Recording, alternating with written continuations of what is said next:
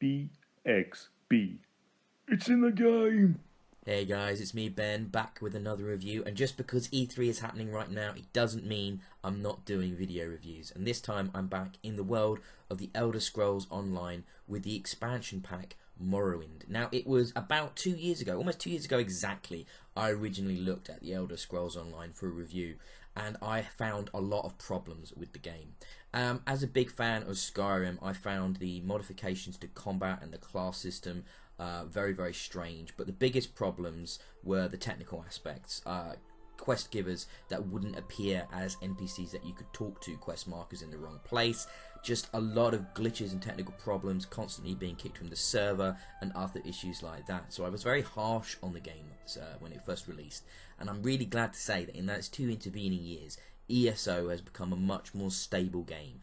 Bugs such as that have disappeared. The inclusion of, I believe it was called Tamriel 1 or Unlimited or something to that effect, which meant that you could go anywhere in the world at any time at your level, and that you could still fight and that the enemies would be leveled to you for that combat, has made the game a much more open and fun experience, much less gating, and you can basically go anywhere with your friends in your guild and whatever and do things in any location. But obviously Morrowind is bringing us the location of Morrowind. Now, I played the Elder Scrolls 3, I think it was Morrowind, it might have been even earlier than that, but I believe it was the third Elder Scrolls game, on the Xbox and on PC when that came out. And I'll be honest with you, I don't remember much of the specifics, but I do remember massive locations filled with mushrooms and fungal growths and interesting environments, and that is all present here in this expansion to the Elder Scrolls Online. The world is just as distinctive and interesting a fantasy location as you remember from the original game. Obviously, things are still wrapped up within the Elder Scrolls Online's particular framework of combat and traversal, and I still find it really strange when I get into a busy public area to be surrounded by other adventurers in crazy outfits with wild pets of varying levels, filling up sometimes small locations with names and interactions. To be honest, if I could turn all of that off and just play this by myself, I'd be so much happier.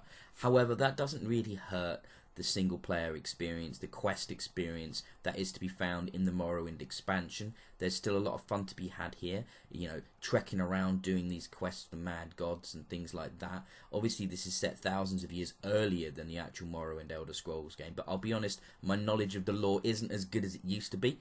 So I couldn't tell you exactly how it all plays a part of that sort of connected universe. However, I had no problem getting in there, you know, doing the quests, having the fun with the combat. The video you're seeing here is all of me playing with my existing character. However, I did check out the new character class, the Warden, as well, and he seems very much a jack of all trades with some really interesting environmental abilities and abilities to use nature to help him, very in keeping with the kind of more wild setting that is Vivek and the Morrowind setting in general, you know, all set around this big volcano, this mad god slash living deity who's holding an asteroid with the power of his thought from crashing into this massive city, and your quests are basically trying to investigate why he's losing his powers and helping him deal with his adversaries, and all of that is definitely fun. Like I said, a lot of those early bugs have been dealt with. There are no more technical problems. I had a few low server issues, probably because there's a lot of people playing it, so I sometimes had to try a few times to get into the EU mega server, as it's called, as there's only 2 servers available, EU and North America, from what I can tell, at least from my dashboard.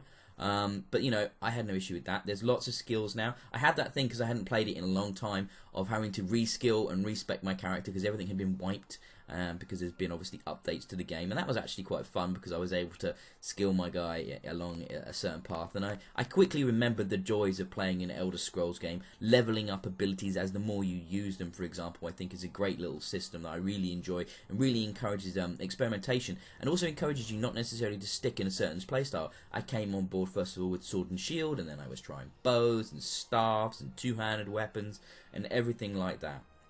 On top of the new story, and in addition to the new class, we've got a new 4v4v4 multiplayer mode, which kind of goes in conjunction with the larger kind of massive war multiplayer modes you have in this game, which I hadn't done a huge amount of, but I had a little go of earlier in this review for the review as well, and I found that quite an engaging experience. That's the strength, I think, of ESO. Is, you know, I was complaining about seeing all these dudes just wandering around the landscapes, getting in, you know, fighting the enemies I want to be fighting, but when you're doing it in a setting of these massive conflicts, raging battles across plains and mountains, that makes sense. That looks cool. That actually makes a lot of sense within the narrative of the game.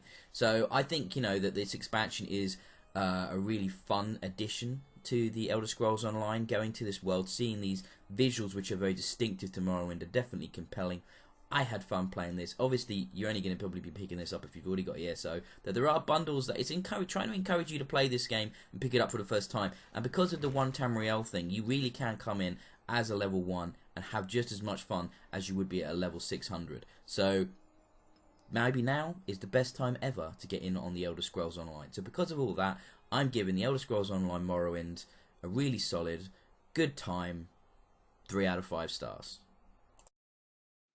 BXB. It's in the game.